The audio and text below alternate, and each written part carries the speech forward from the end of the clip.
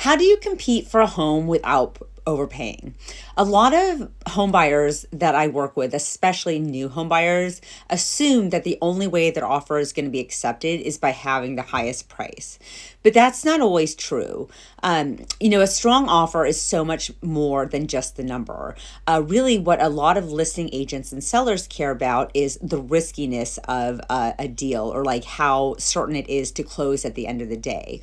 So by writing cleaner terms and by being fully pre-approved and really understanding the seller's timeline and doing things like reviewing the disclosures early, for example, too, and also working with an agent who communicates clearly with the listing agent side to understand all of these things and what the seller ultimately, like what ultimately matters to the seller, this can really help improve your offer without necessarily having to increase the price.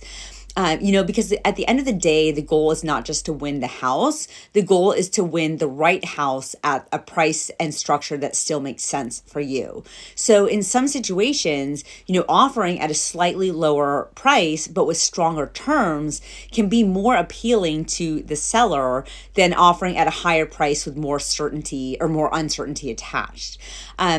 Before you make an offer, your real estate agent will look at comps. They'll connect, or ideally a good agent will not only look at comps, but they'll connect with the listing agent to find out, does the seller want a shorter or longer timeline? In some situations, the seller, for example, might actually want a longer timeline because maybe they have to sell their house, or maybe they're looking to buy another house and they need longer to be able to buy that house before moving in. And so really just connecting and having that communication is key. So lots of different things can go into it, but again, not always having just the highest listing price is what wins an offer. So I'm Yannicka Shakow with Coldwell Banker Realty. If you've been thinking about buying or selling, or if you have any questions at all about today's market, feel free to reach out anytime. Bye for now.